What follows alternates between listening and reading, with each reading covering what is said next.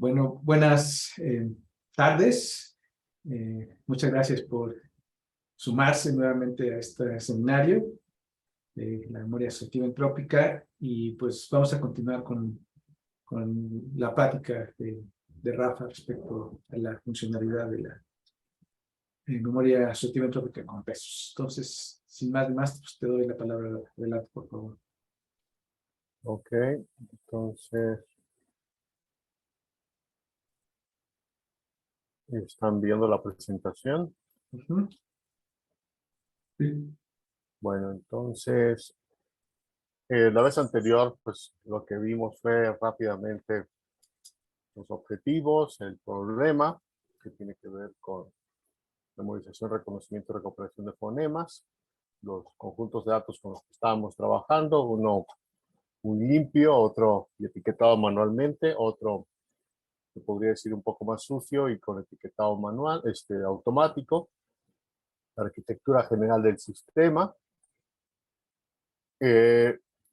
cómo, cómo se trabajaba la parte del audio, o sea, del audio tal cual, cómo se codificaba en una matriz de 8 por 26, lo que son los MFCCs.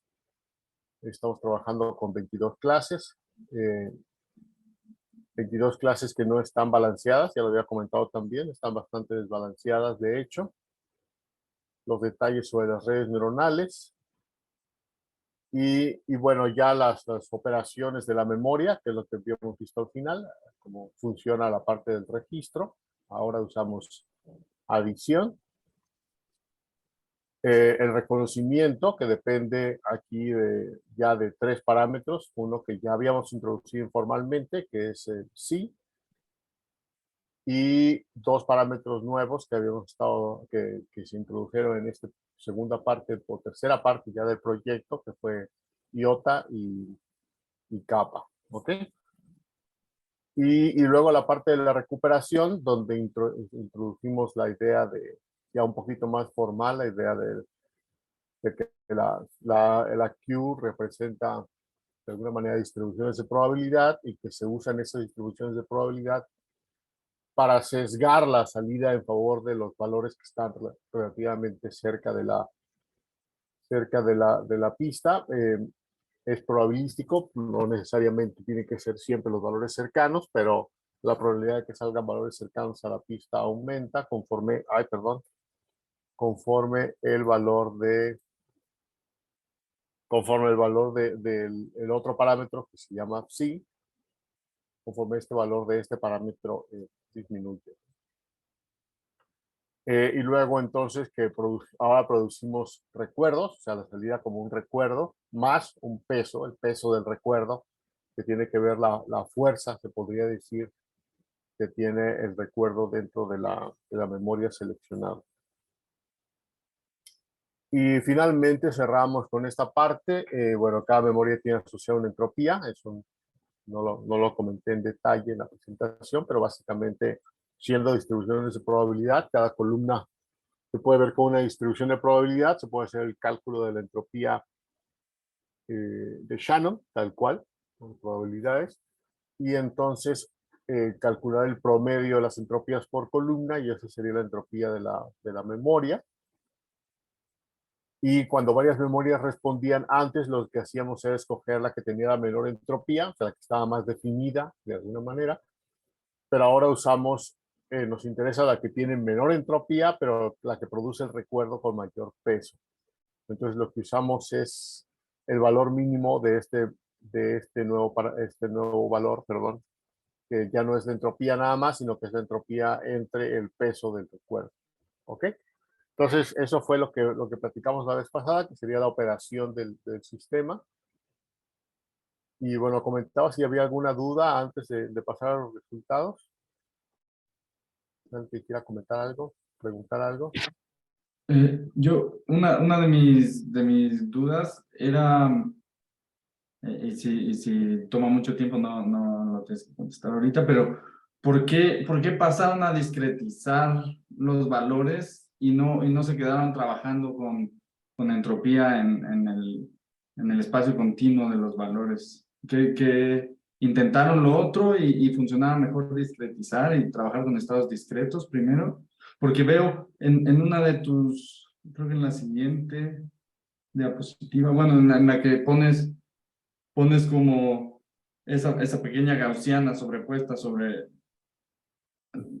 como que ahí lo que estás haciendo es volviendo a un espacio continuo y después volviendo a discretizar esa gaussiana, como el peso a la mitad del bin, digamos, es el peso que le vas a dar, el peso de sampleo que le vas a dar a ese registro, ¿no? ¿No? Ok, bueno, no, lo que pasa aquí es que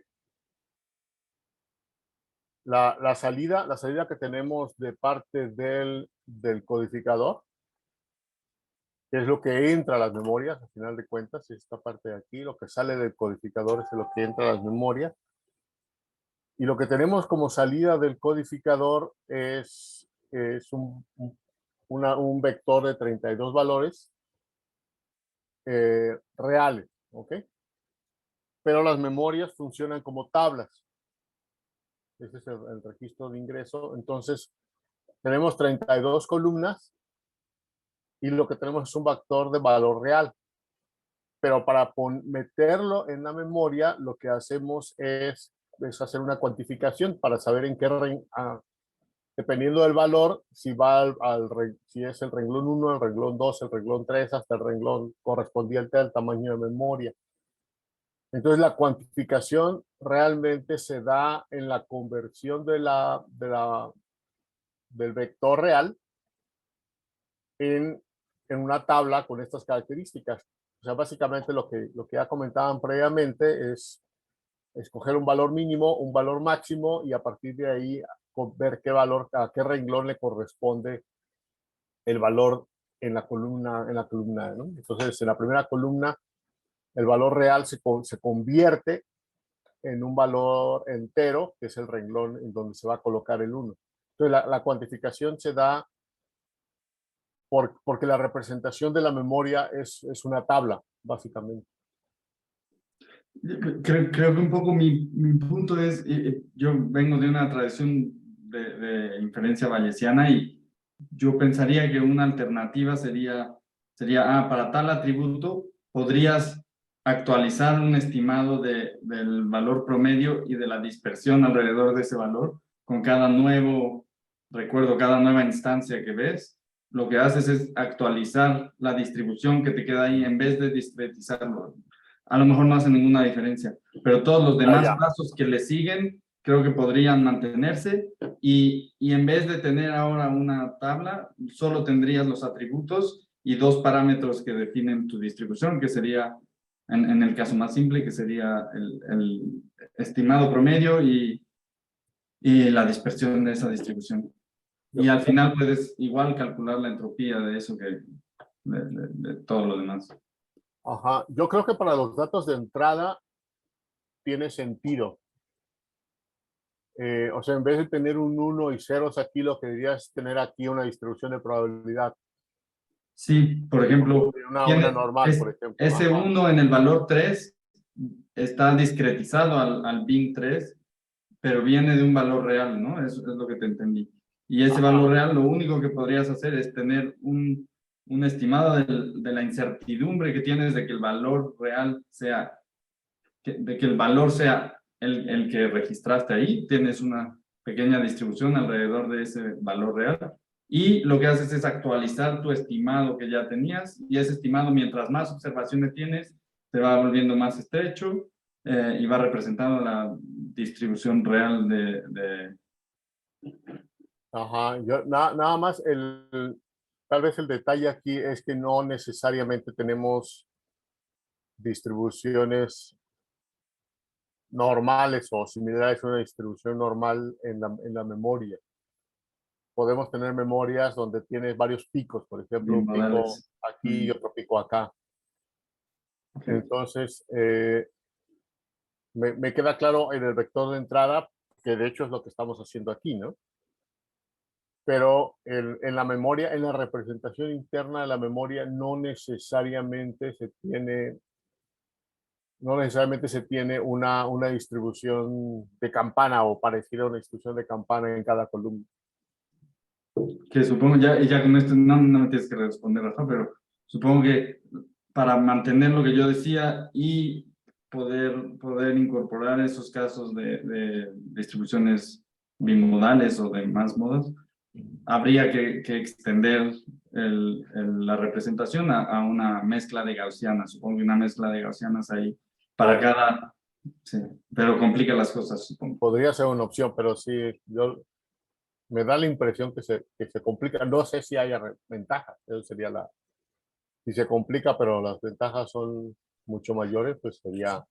Supongo que la única ventaja es que no tienes que discretizar tu... Ajá, estaría trabajando continuos desde el principio, sí. Bueno, pues sí, esa es una Sí, aunque también nosotros cuestión. vemos que discretizar como una ventaja, o sea, porque de hecho las operaciones que se hacen entre las memorias son de celda a celda y de columna a columna. Entonces no trabajamos, Se o sea, puede paralelizar, sí.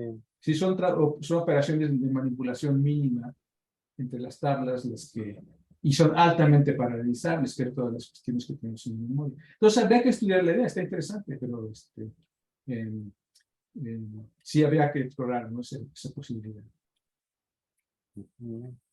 ¿Alguien más? ¿No? Bueno, entonces paso a los resultados. Estos son resultados con los valores en ceros, que son los valores por default, que equivale es lo más cercano a lo que teníamos antes. O sea, con una iota igual a 0 no estamos haciendo filtro ni por iota ni por capa, no estamos manejando tolerancia y estamos teniendo una sigma igual a 0.5 del tamaño de la memoria. O sea, estamos teniendo, básicamente usando todo el tamaño de la memoria para la atenuación por la pista. Entonces realmente no hay mucha atenuación. Y los resultados son estos. Eh, aquí lo que tenemos acá arriba a la izquierda es el promedio, son promedios por memoria, donde estamos manejando memorias de 32 columnas, porque eso ya quedó definido por las redes neuronales, por la operación del sistema en general, y lo que nos falta definir es el número de renglones. Entonces estamos manejando pruebas con un renglón, con 2 renglones, 4, 8, 16, 32, hasta 1024 renglones. Y estamos calculando el promedio en precisión y cobertura y también la accuracy, la exactitud de las memorias individuales. Entonces este es el trabajo promedio de las memorias individuales y lo que estamos observando aquí es lo que ya habíamos observado antes en el otro caso. Bueno, al principio tenemos, cuando las memorias son muy chiquitas, la probabilidad... Podrías también enseñar la entropía, ¿no? Mostrarles cómo está.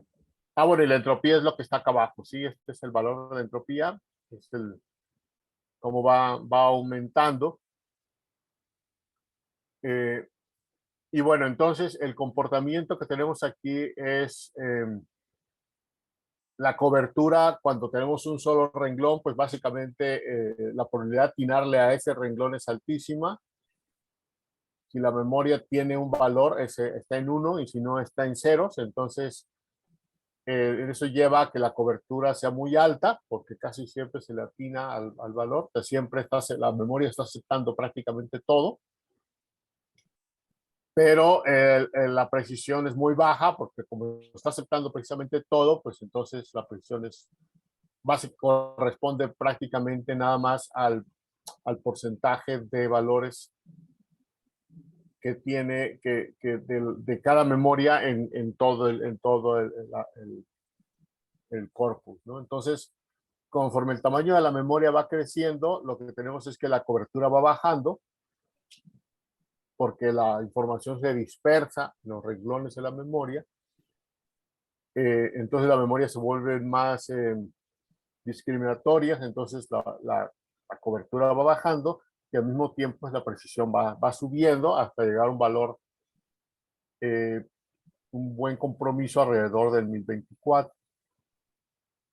En el caso de las actitudes, va creciendo también y llega a ser bastante alta, arriba del 90% en el 2024, lo cual quiere decir que las memorias acaban siendo muy buenas en rechazar lo que no les toca, ¿no?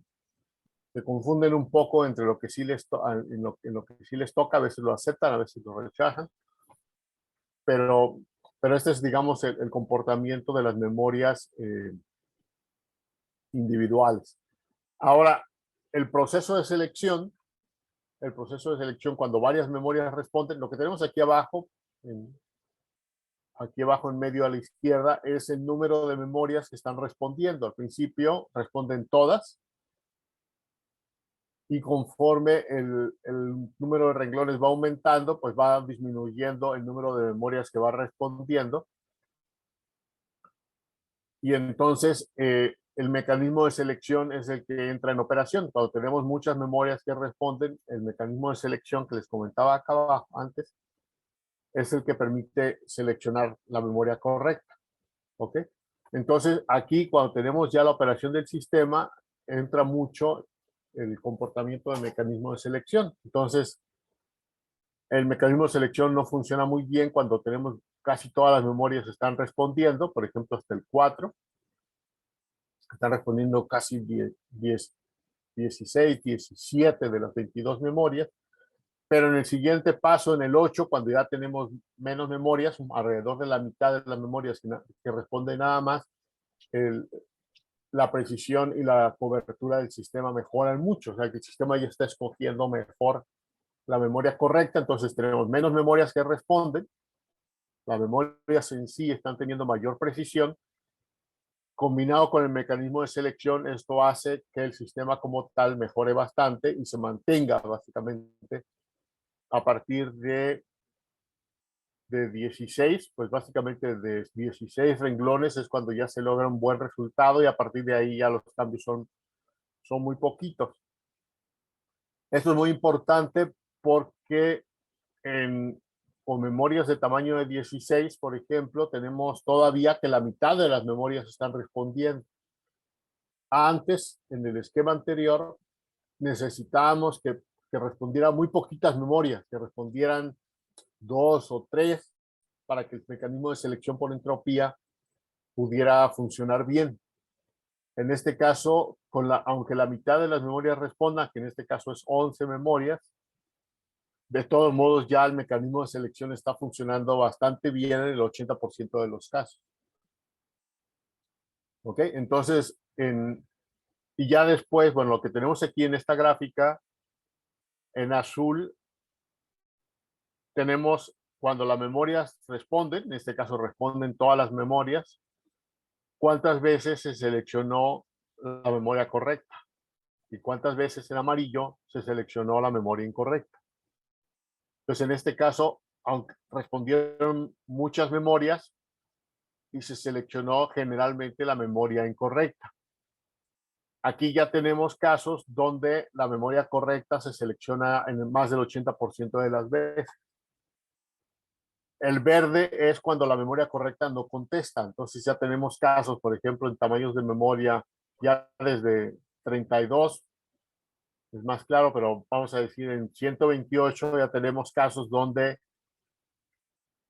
la memoria correcta no respondió. ¿Ok? Entonces tenemos los casos en los que la memoria correcta respondió y fue escogida, los casos en los que la memoria correcta respondió pero no fue escogida, que son los amarillos, y casos donde la memoria correcta no respondió, entonces escogió otra. Y en el caso rojo, finalmente es cuando ninguna memoria responde, que es cuando ya tenemos renglones de 256 para arriba, ya hay casos donde ninguna memoria está respondiendo, y en esos casos, pues el sistema rechaza la pista, ¿no? Porque ninguna memoria está respondiendo, y que se relaciona con esta pérdida de la cobertura en la parte final y un aumento de la precisión porque tenemos menos respuesta.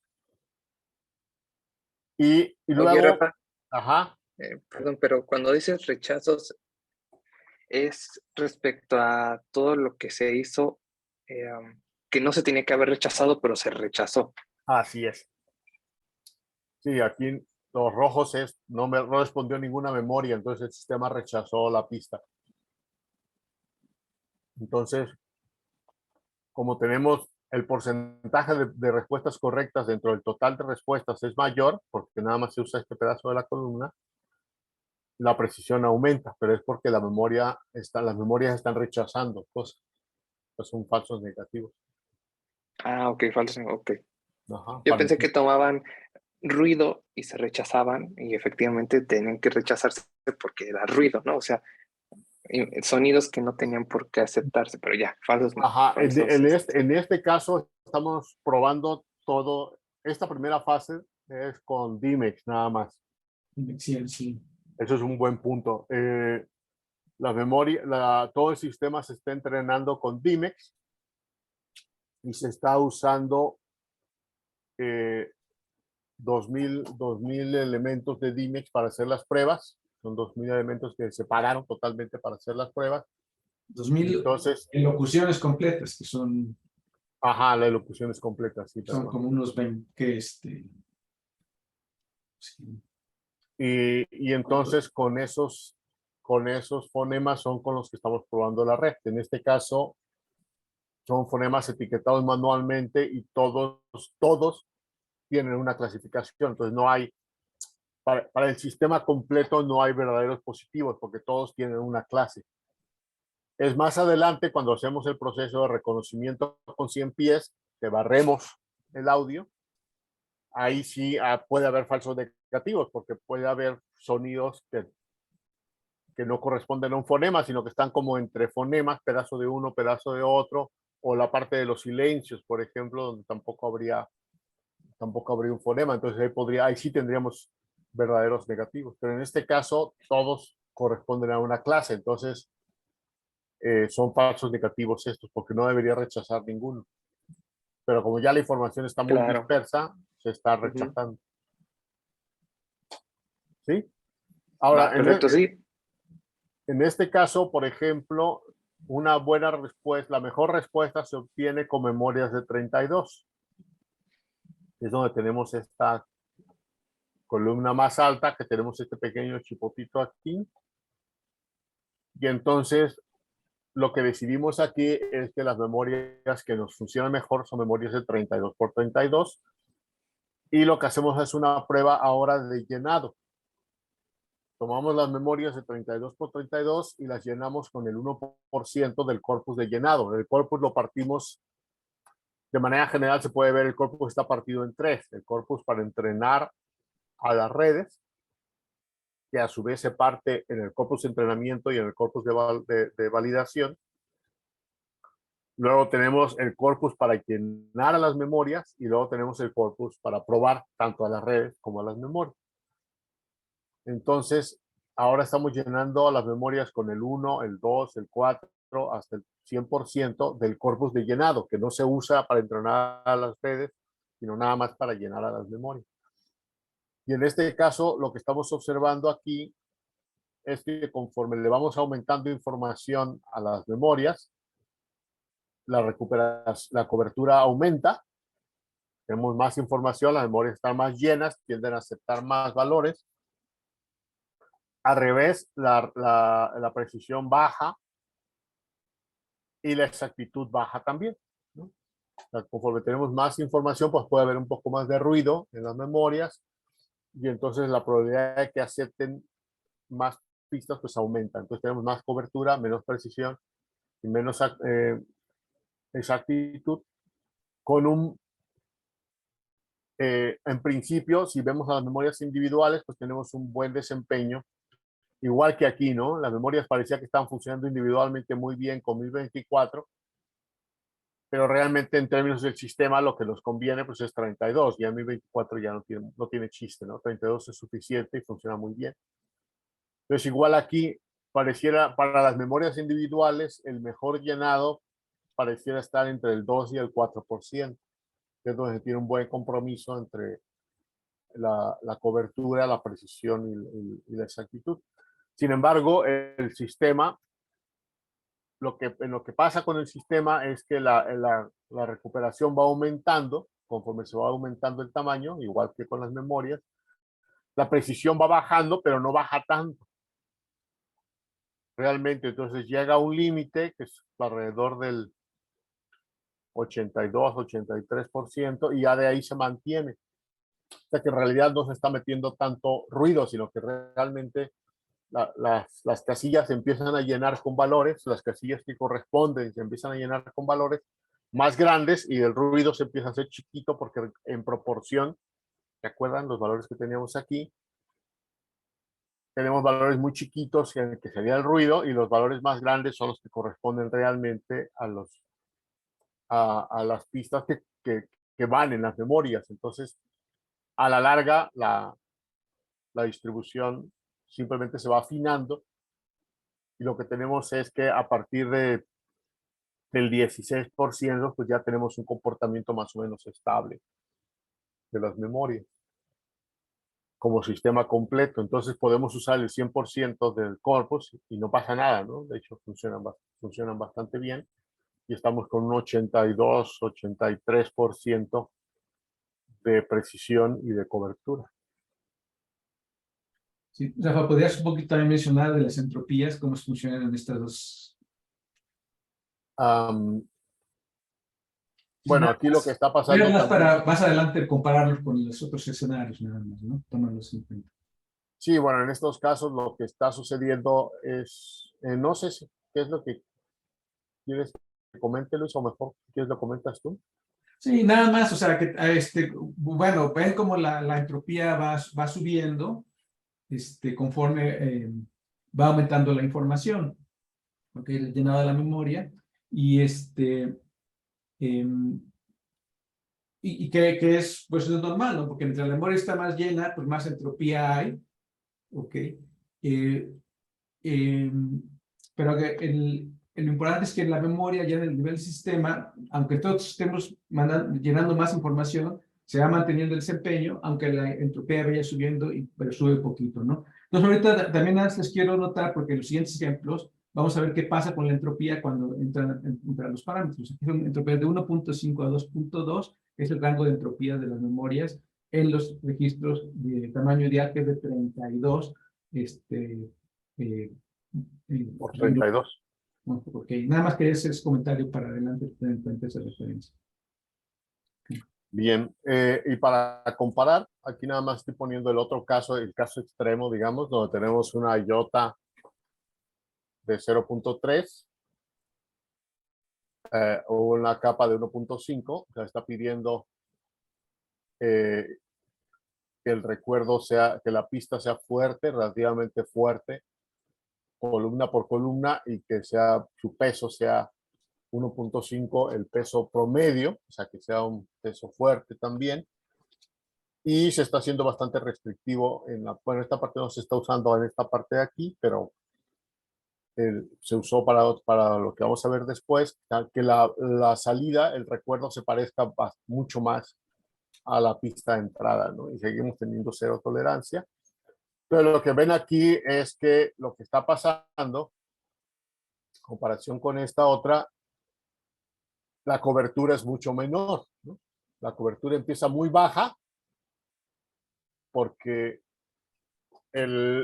siempre le van a atinar al mismo renglón, y entonces el valor siempre va a estar por debajo en capa. Realmente aquí el punto es capa está rechazando todo, porque no puedes tener un valor a más 1.5 del promedio si nada más tienes un renglón para escoger. Entonces capa está rechazando todo aquí, luego empieza a aumentar la cobertura, pero luego empieza a funcionar iota, y eso hace que la cobertura baje, ¿no? Entonces tenemos una cobertura más baja, la precisión es mucho mayor.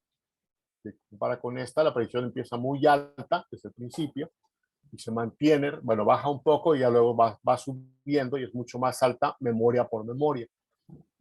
Y la exactitud pues se va muy, muy alta, la exactitud se mantiene muy alta, o sea, las memorias están rechazando prácticamente todo lo que no le corresponde. Y lo que está pasando aquí, si se fijan en el tamaño de respuestas, es que las memorias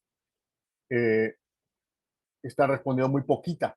O sea, lo que estamos haciendo aquí con estos parámetros a la hora de aumentar los valores de iota y de capa, es que las memorias se vuelven más estrictas en aceptar pistas y entonces muy pocas memorias están respondiendo. En promedio está respondiendo una, arribita de una cuando el número de renglones es 4 y a partir de ahí se mantiene más o menos en promedio de 1, abajo de 1. O sea, solamente una memoria en promedio está respondiendo. Entonces, eso hace, en este caso, que la precisión pues aumente mucho. ¿Ok? Como sistema pasa algo parecido. Bueno, el recall es muy bajo, luego empieza a subir igual, y luego vuelve a bajar otra vez tantito, y la precisión se mantiene muy alta. ¿Por qué? Porque tenemos otra vez muy pocas memorias que están respondiendo. Entonces, si lo vemos en esta gráfica, al principio no tenemos ninguna memoria que responde, luego empiezan a aparecer memorias que responden y casi siempre responde la correcta y casi siempre se escoge la correcta. O sea, cuando hay una respuesta, casi siempre se escoge la correcta y contesta ella. Luego, conforme el número de renglones va aumentando, pues entonces lo que está pasando aquí es que generalmente está respondiendo la memoria correcta y generalmente se está escogiendo ella, porque nada más hay una, entonces está escogiendo bien. Y, y lo que empieza a aparecer más bien otra vez son casos de no respuesta. ¿Ok? Entonces lo que tenemos con estos parámetros, a final de cuentas, es que las memorias individuales, no ya el sistema, su proceso de selección, sino las memorias individuales se están volviendo mucho más selectivas. Entonces podemos usar estos parámetros para controlar la selectividad de las memorias. Se fijan, aquí teníamos respuestas de, por ejemplo, en 32 por 32 teníamos que la mitad de las memorias, casi la 16, por ejemplo, la mitad de las memorias estaba respondiendo. Aquí no, aquí nada más una memoria está respondiendo. ¿Ok? Entonces lo que tenemos, eso hace que la precisión pues aumente bastante porque nada más estamos considerando el porcentaje de respuestas, no las no respuestas. Y entonces, en este caso, el tamaño de memoria correcto disminuye. Perdón, el mejor tamaño de renglón, de renglones disminuye de 32 a 8. Realmente en este caso nos conviene usar memorias de 8, de 32 por 8, no memorias de 32 por 32. Y en este caso, el comportamiento lo pueden ver aquí en comparación con lo que teníamos antes. Otra vez, la precisión es la que sube. Tenemos una precisión muy alta que luego baja un poquito y como sistema lo que tenemos también es otra vez una precisión que se mantiene alta, ¿no? Se mantiene alta porque las memorias las memorias se mantienen en que muy poquitas memorias están respondiendo. Entonces la precisión se mantiene alta, pero conforme se van aumentando el tamaño de las memorias, estamos teniendo más respuestas correctas de parte de las memorias y entonces tenemos una mayor cobertura. ¿Ok? Y bueno, en relación con la entropía, lo que pasa aquí es que como tenemos, lo que pasa aquí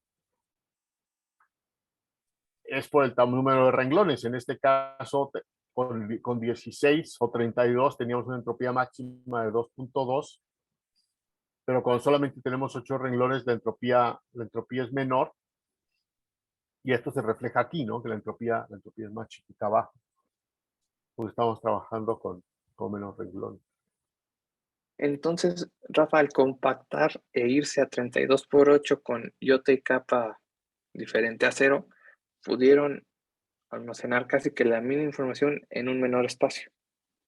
Sí, bueno, comparado con esto, y se pueden ver aquí, la cobertura baja un poquito. En esta parte de aquí, en esta parte de aquí abajo. Ya cuando tenemos un sistema de 32 por 8 llenado al 100%, lo que tenemos es una pequeña disminución en la cobertura y una ganancia un poquito mayor en la precisión. Entonces, al final lo que tenemos es un 1%, un poquito menos en la cobertura, que baja un poquito, pero la precisión aumenta como 2%. Okay. Usando, y por ejemplo, el usando graph menos entre espacio. precisión y recall en esta última gráfica como sistema, ¿En qué se ve reflejado al final? Se ve reflejado en este caso, con el enfoque de los fonemas, no tengo aquí el ejemplo.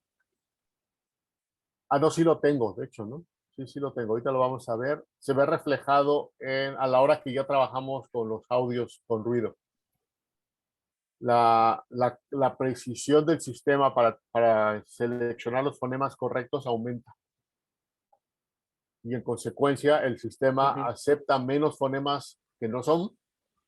O sea, acepta menos audios como fonemas, porque está seleccionando mejor los audios que sí son fonemas. Y entonces lo que tenemos como consecuencias son secuencias fonéticas que se parecen más a las secuencias fonéticas originales. Eso ahorita lo vamos a ver. ¿Dudas hasta aquí? Yo tengo un comentario. No sé hasta qué punto se podría dispensar de algunos de estos parámetros libres, que supongo, si entendí bien, en el momento de entrenar se eligen algunos de estos parámetros a priori y después se entrena, ¿verdad? Es correcto, sí. Y no sé hasta qué punto se podría entrenar usando una matriz de confusión con los pesos como salgan y después normalizando para generar una probabilidad de cuál de las memorias posibles es la correcta, en cuyo caso se necesitaría una como antimemoria, una memoria nula. El caso que podría estar empezada como una distribución uniforme sobre todos los valores y atributos que está compitiendo con las otras memorias. Ahí se utilizaría esa otra como el caso de rechazo, cuando ninguna de las otras supera la memoria nula, entonces es la memoria nula la que...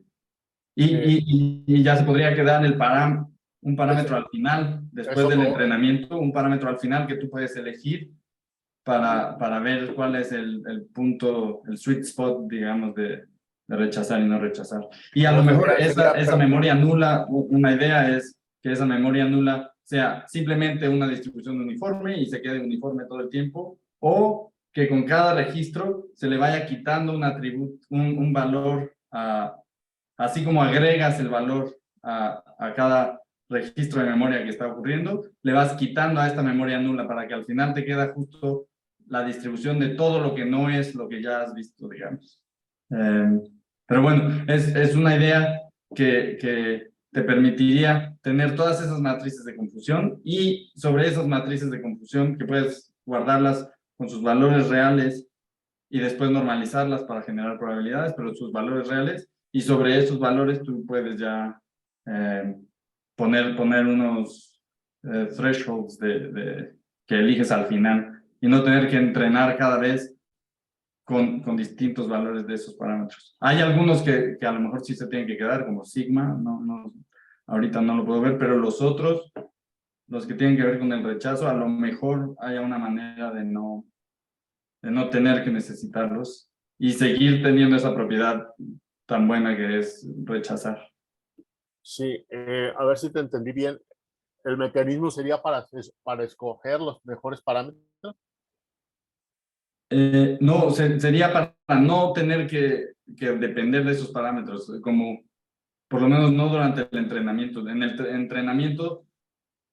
Ah, no, o sea, aquí el nada más es... Las redes neuronales se entrenan por separado. El sistema no se entrena en conjunto. Se entrena por separado, pero si te entendí bien, cuando entrenas a la red, eliges de entrada algún valor para estos parámetros. No. Y sobre ese valor, no. ¿Entrenas? No. No. O sea, las redes se entrenan. O sea, yo lo que puedo hacer es entrenar a la red y luego probar con los parámetros, con los resultados que produce la red. O sea, los parámetros, la red no depende de los parámetros, ni los parámetros dependen de la red. Sí, y también la memoria no se entrena. Perdón, nada más en el proceso de aprendizaje, ahí sí podría ser. Sí. Exacto. pero podemos probar los parámetros con una red ya entrenada. Sí. Sí, de hecho es muy importante la distinción, o sea, las redes neuronales se entrenan, que son las redes de percepción y acción, digamos, pero las memorias no se entrenan. En las memorias se registra información y se retribuye información, no se reconoce información. Y que es una gran diferencia justamente entre la habilidad y la memoria propiamente. Por eso la memoria es declarativa. ¿Okay? Entonces, los parámetros, de hecho, la regulación de los parámetros permite aumentar y disminuir tanto los falsos positivos como los falsos negativos. ¿Ok? O sea, de hecho, pues, las señales fonéticas, hay algunas que están, digamos, súper centradas y son claramente las que aceptan, pero hay muchas que están, digamos, en los márgenes, por ejemplo, las que están alineadas, y entonces es muy marginal si esos entran o no entran. Entonces, el ajuste del parámetro tiene que ver con que si tenemos muchos falsos positivos, entonces pues las hacemos más estrictas, pues si tenemos muchos falsos negativos, entonces las hacemos más permisivas. Y eso es lo que en conjunto hacen los parámetros iota y kappa. ¿Okay? Que es un fine-tuning por dos diferentes dimensiones. Iota es como una propiedad de las memorias. Iota depende es como un a priori, porque depende de qué tanto el valor para cada atributo sea utilizado de acuerdo a la información que se ha echado en la memoria. Y kappa es como un likelihood. Kappa depende de qué tan fuerte es el Q particular que estás incidiendo para poder incidir en la memoria. Entonces, ese es el rol de los parámetros. Ese es el fine-tuning. ¿Okay? Sí, porque antes de introducir estos parámetros en la versión anterior de la memoria o en la versión original de la memoria con pesos, sin estos parámetros, pues veíamos que había marcadamente demasiados falsos positivos en algunas cosas. O sea, lo veíamos muy, muy claramente, ¿no? O muy falsos negativos. Entonces había que regular eso, pues porque, pues, o sea, pues porque las señales son muy, si están bien centradas no hay problema, pero pues muchas están de modo marginales, ¿no? Okay. Y sobre esta otra idea de tener una antimemoria, digamos, un extra registro, supongamos que si tuvieras en NIS tienes todos los dígitos y tienes un extra registro que es todo lo que no has visto, un conteo de lo que no es, de manera que puedas obtener más naturalmente un valor de rechazo sin tener que depender de estos dos extra parámetros. Pues eso tendríamos que pensarlo. La verdad no lo he pensado, pero pues valdría la pena explorarlo, claro que sí. Bueno, sí, que bueno, alguien comentaba, no sé si fuiste tú, Santiago, si se podría usar algún mecanismo iterativo, un mecanismo de optimización para encontrar los mejores valores. Eso no lo hicimos, ¿no? O sea, ya con la red entrenada, ya ya funcionando, digamos, la parte de la red, empezaba a jugar con los parámetros para ver cuáles son los que producen las mejores memorias, con los mejores resultados. Nosotros lo hicimos manual, ¿no? Probamos con Iota, con Kappa, y luego con Sigma para encontrar los resultados de manera manual, pero sí se podría hacer, digamos, de manera automática para encontrar qué combinaciones de parámetros son los que producen los mejores resultados. Sí, de hecho, pero sí es un entrenamiento separado, el entrenamiento de la red con sí. el entrenamiento la optimización, en este caso, de las memorias. Sí, de hecho hay 6 por 6 escenarios, y la razón por usar 6 escenarios es que correr cada escenario con todo el ciclo de experimentos que todavía no estamos, pues era una cosa tremenda en tiempo, ¿no? Eran meses de cómputo. Entonces, cada escenario está tardando como, ¿cuánto, Rafa? 4 días. Completo. Ajá, 4 o 5 días. 4 o 5 es cada escenario. Entonces, probamos 6 para darnos una idea con parámetros de referencia, pero por supuesto, optimizar los parámetros es un problema importante para nosotros. De hecho, otra cosa es que se usaron los mismos parámetros para los 22 fonemas. Y una cosa que estamos viendo ahora es si realmente eso se puede optimizar definiendo parámetros adecuados para cada encoding particular por separado, porque eso puede impactar mucho pues, qué tanto se acepta o se rechaza a nivel de cada uno de los fonemas, que es una optimización también. O sea, no solamente en valor de los parámetros, sino cuáles son los mejores parámetros para cada una de las memorias, de los registros de memoria asociativa. Que pueden tener un impacto en mejorar el desempeño, tanto en la presión como en record significativo, ¿no? De hecho, ahorita vamos a hablar respecto a lo que sabemos del español de México en otros sistemas, cómo andamos comparados con ellos también. Entonces... Una pregunta más, nada más sobre este detalle de cuánto tiempo toma. Si tengo bien entendido, la parte que es muy cara computacionalmente es entrenar la red neuronal, pero esa no la tienen que repetir cada vez para probar los parámetros. Yo pienso que el cómputo es relativamente barato, ¿no? Sí. Sí, realmente ahí de lo que está hablando Luis es del proceso siguiente, que fue un proceso de crecimiento del corpus, un proceso de aprendizaje para enriquecer el corpus, Sí. que es el que sí tardaba más, pero la optimización en corto, nada más para DMEX, se podría hacer de manera más rápida.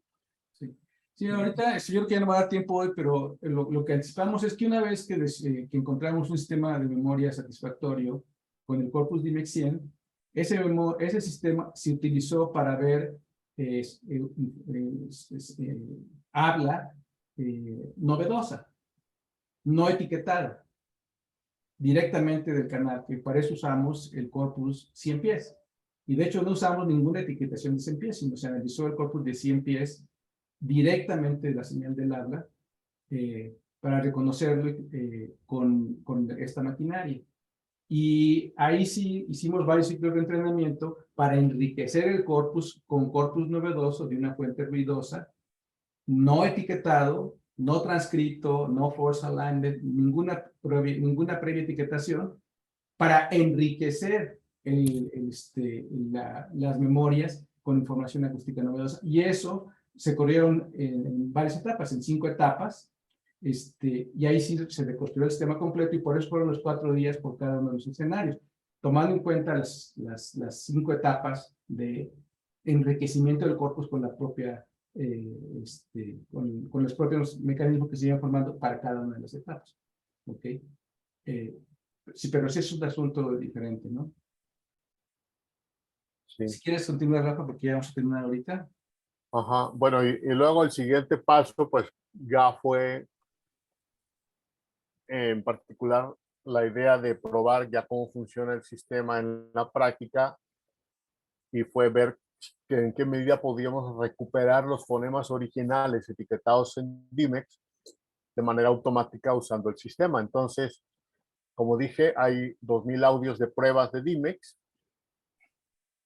y lo que hicimos fue barrer los audios con segmentos de 95 milisegundos, con pasos de 10 milisegundos, y pasarlo por la red y pasarlo por las memorias para ver en qué medida las memorias podían distinguir los fonemas de los no fonemas, o sea, la parte que sí correspondía con un alineamiento con los fonemas correctos, y las partes que no correspondían, y si podíamos recuperar la secuencia original usando el sistema que habíamos construido. Entonces, este es un ejemplo, está en el artículo. Lo que tenemos es esta frase, este es el trabajo, este es el resultado de ese trabajo, esta es la frase original. Este es la transcripción fonética con el etiquetado usando los 22 fonemas, y nos damos cuenta que tenemos una secuencia fonética de 22 fonemas. 27, perdón. Esto es lo que produce la red. La red, el problema, digamos, de las redes neuronales en este caso es que las redes no rechazan, las redes siempre están produciendo fonemas, todo lo clasifican como un fonema. Entonces, en este caso, esta es la salida de las memorias, la memoria están rechazando más, esa es la diferencia en la longitud. Bueno, aquí también hay que mencionar, ¿no? Que las redes, o sea, estamos muestreando cada 10 milisegundos, entonces las redes cada 10 milisegundos, pero es una hipótesis.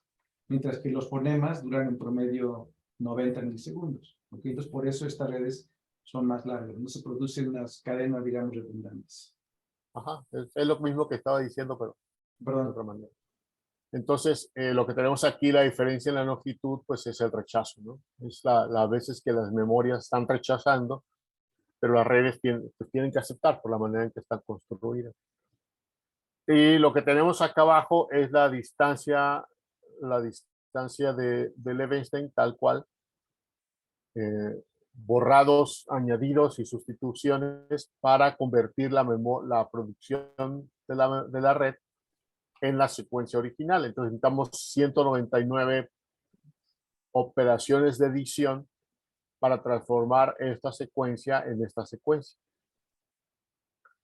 En el caso de la red, de las memorias, la distancia se reduce a 153 y la distancia entre esta y esta pues es 51, ¿ok? Y luego usamos un proceso de simplificación usando los bigramas, las frecuencias de aparición de dos fonemas seguidos, entonces lo que llaman los bigramas, el número de veces, contamos el número de veces que cada vez que había un fonema aparecía otro, entonces se usaron tablas de distribuciones de probabilidad de bigramas y con eso se pudo reducir la secuencia original de la red a esta que está aquí, que nada más tiene 41 fonemas con una distancia de 20 operaciones. Y en el caso de la memoria se reduce a 37 fonemas con una distancia de 18 operaciones. Entonces, esta es, digamos, la secuencia original y estas son las dos secuencias que se producen con la red y con las memorias. Oye, Rafa, ¿y aquí qué significan los paréntesis? Es No un, tendrían que ser igual. es un fonema, es la ra, no la r, sino la ra, de, no sé, Ok. de pero, O sea, pero la R suave. Es pero el simplemente sistema lo identificó ese fonema como paréntesis o es solamente la unión de la R y la A. Es el la alfabeto R y el fonético. paréntesis son un fonema. Ujú. Ok. Si tú ves en el artículo del alfabeto fonético, de hecho, todo lo señor Rafa, pero la R se representa con la R con un paréntesis abierto y la R se representa nada más con R. Estos símbolos aquí representan unidades fonéticas, no representan unidades ortográficas, sino son símbolos del alfabeto Mexbet, que tiene 22 fonemas para el español, 17 consonantes y 5 vocales, y son los símbolos fonéticos que obtiene el sistema. Entonces aquí este reconocimiento es un reconocimiento estrictamente a nivel fonético, no se utiliza ningún otro tipo de información lingüística, no se utilizan diccionarios de pronunciación, no se utilizan modelos de lenguaje, no se utilizan modelos de pronunciación o de entonación, sino simplemente es el nivel básico de reconocer con la maquinaria de la memoria y también ver cuál es la ganancia que tiene utilizar una memoria declarativa en relación a utilizar nada más las redes neuronales, todo lo demás siendo igual.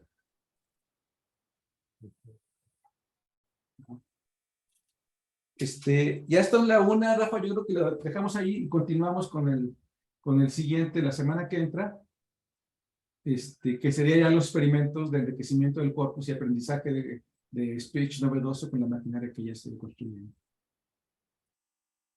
Ok. Entonces, no sé si tengan tiempo para una última pregunta, ya es la una. Y si no, pues les agradecemos mucho y continuaríamos con la descripción de los experimentos de aprendizaje y enriquecimiento del corpus dentro de 8 días. ¿Sí? Y luego, pues yo creo que hay mucho que platicar, también podemos dedicar una sesión después a platicar todas sus impresiones y dudas, sugerencias. Sí, no sé, bueno, sí. Nada más quería una última gráfica, pero... Adelante, pues, si quieres un último, pero es Nada un más- minuto, nada más Rafa, es- nada más. ¿no? Rapidísimo para no darles el tiempo. Ujú. Sí, a ver, rapidísimo, nada más. Es ay, ¿dónde está?